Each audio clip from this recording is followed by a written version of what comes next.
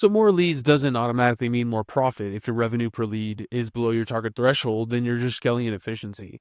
And so here I want to show you how your marketing dollars are creating real revenue or just activity. And so what this is just how much revenue did you make versus how many leads you got in. This isn't calculating how many leads turned into a demo or turned into a quote or turned into a sale. It's just total inbound leads or outbound, and then total revenue, and then just the division of the two. And so here in the data set, the columns that we're going to need is going to be revenue. Again, we're doing revenue, not gross profit. And you should definitely do gross profit, because if your gross profit is less than your marketing cost, right, then you're not going to be in business for very long. So what we need is we need the lead date, and then we need the revenue column, right? Pretty straightforward. And so because each row is a lead right here. And so if you want this file, there's a link to download it, or you can just shoot me an email. I'll give you my email here at the end of the video. And so we want to calculate the number of leads, which is just counting January 2025. How many rows have January and 2025? And then sum the revenue based off of those two columns as well, and then just do the math, right? Divide 201,000 divided by 260. Okay, so the first thing that we need is we need to get a unique list of the month and the year. But the way we do that is we need to strip out the month and the year, and you can do it from either one of these columns. I've already done it over here, but I'll show you how to do it. So equals text, use the text function, comma, and then 4ems to get the month. And you can see the 4ems gives you the name of the month, right? If you wanted the number 1 for January, you could use the month function, but I want to see the actual, name of the month. And then for year, same function, text, but this time instead of 4ems, we do 4ys. And we got that. Okay, I'm going to delete these two columns because we already have it here. I just wanted to show you how I came up with it. Okay, so the next thing we need is we need a unique list of these now, right? To be able to get the month, to be able to sum, the dollar amount and count the leads by month and by year. So equals unique, just click on month, and then Control-Shift right arrow, Control-Shift down arrow, and now you have a unique list. I'm going to copy this, and then Control-Shift V, as in Victor, to paste the values. So now what we want is we want to calculate the number of leads, the revenue generated, and then the say dollar per lead, and then like a target. Okay, so here real quick I'll show you. So this is a table, and so the table has a name, table leads. And if you're not working from this file and you have your own file, just go inside your data set and press Control T. I can't do it here because it's already in a table, but if you had if you have a table, Control T, you'll see this dialog box. If you have headers, then click OK. And now you have a table, and then you could go in here, to change the name. But because we know the name, we can type everything in the formula without having to go back to select the ranges and things like that. So the first thing we want to do is we want to count the number of rows that have January in the month column that we created, and 2025 in the year column we created. So it's COUNTIFS. There's COUNTIF and COUNTIFS. COUNTIFS is multiple criteria, which is exactly what we have. And then the name of the table is table leads. And then from here, we want to count the month, comma, where it's January, and then the year, comma, where it's right there, C3, which is 2025. And we got that. So you can just double click that down. And the next thing is, instead of counting, we want to sum, right? We want to sum the revenue column if it's January, if it's 2025. So SUMIFS. And the first argument here is the table range, or the sum range, which is the revenue column, comma, and then table leads, month is here, and then table leads, year is here. Press Control-Shift-4 to format it as $1, and now you have that. Now it's just simple math. Just divide the revenue by the number of leads, and you get the dollar per lead. And I'm going to remove the decimals. Okay, and let's say you have a target of, 850, whatever it might be. I mean, you might have different targets because your job mix might be different. And you can also break this down by job mix as well. I mean, and you should. And so I'm just showing you, if you learn how to do this, then you can learn how to break it down by anything. And I'll show you, sort of how to do that in like at the end, or show you like what you can look at the end. Okay, so now we have everything we need here to create this chart. Well, actually, there's one more thing we need. We need to add a column here, call it date, and then we just want January 2025, right? February 2025, because we're going to use that in the chart.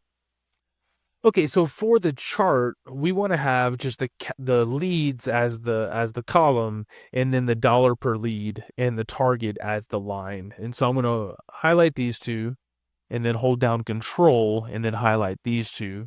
Go to Insert, Recommended Charts, go to All Charts, Combo, and now you can see. So now the leads, the blue, you can see it's on the wrong axis, right? So what we want is we want to have the hold on a second, what am I looking at here? Yeah, so no, the dollar, the orange is on the wrong axis. On the right hand side, we want dollar per lead. I mean, you could also do it on the left hand side, or whatever you want, but the one thing we definitely want is we want the target, or the leads, the dollar per lead, to be aligned, because the target here is a line. And so if you want, you're going to need something on a secondary axis, right? Because you're comparing 367 leads to $1,180. So you can either choose these two to be on the secondary axis, or you can choose this one to be on the secondary axis. What I'll do is I'll do it this way, because this is revenue per lead. So we should have the revenue, as the y-axis, and then the lead count as the secondary. And so we have that here. So just a little bit of housekeeping. So the first thing is I'm going to change the chart title to revenue per lead in dollars by month. And then I'm going to change this green line. It's sort of taking up too much real estate. It's too thick. So I'm going to double click on it, go to this little paint bucket, and then we can make it say 0.75. You can make it dotted, and then you can change the color, to black or something. We just want to see it. Maybe that's a little bit too thin. So let's go to 1.25. Just enough to see it to where, okay, if the orange line is above, that's good. If it's below, it's bad, right? And then the final thing we want to do for this chart is I'm going to click on the orange line, and then click on the crosshair here and add data labels. And then click on the data label, and then you can fill in the background, just so it's a little bit easier to see. And so, yeah, that's pretty much how you do it. So the other thing I want to do is this section down here. I'll show you a couple more functions, but what I'll do is I'll just copy this, and then I'll paste it here, but I'm going to delete this just so I can redo it. So what we want here is we want to see a trend. How are you growing over the years, right? So here what we want to do is we want to sum the average, we want to sum the revenue, right, by 2025. Here, let me actually change this, 2025, 2026. So we want to sum, and you can do it here because this is the summation of the revenue as well by year. So we can just do it right here. Sum this, where this is this, right? And then COUNTIF, same formula. SUMIFS, sum this, where this is this. And then revenue per lead is just the math of the two, right? So 847, which we have here. And then it's going to be the same thing, equals SUMIFS, sum the revenue where this is 2026. And then SUMIFS, sum the leads where this is 2026. And you could lock the cells to where you could just drag the formula over. And then I'll just copy and paste that. And so, yeah, so you can see your revenue per lead growth has increased, right? This is where it gets interesting, right? Like as you have more data, you can see trends. So what we're going to do is, what is your growth rate? Equals this divided by this minus 1. So you have a 22% growth in revenue, but only a 1% growth in leads. right, growth in revenue per lead, and it's because your leads didn't grow. And so now you can see the analysis that's going to tell you, like, okay, what do we do different? Why are we getting way more? Why is our revenue per lead increasing? What is that? Close to, yeah, like 20%, right? Why is it increasing 20% on pretty much the same number of leads? Because is this even one? Yeah, 1.1. Because it could be 0.05 or zero point 0.5. But anyway, types of things. But there's a lot. Like if you want if you want this file, there's a link to download it. But if you're getting, say, less than 30 leads a day, which is a lot of leads, I'm not saying it isn't, but you need to have somebody create this file for you. It could be data, manual data entry. Depending on how you're bringing your leads in, you can automate a lot of it. But you're gonna want to have at least things like date, what channel are they coming from? Are they new, existing, install service? Because install service is telling you if it's, if you're servicing existing clients or you're actually growing your business with new clients. Your subtype, maybe location, but these are big ones: lead cost, revenue, right? Did you close the sale? Because then you can do, how many leads do I need to close, right? Gross profit. And so, and also, either your customer service rep, your CSR, or your technician.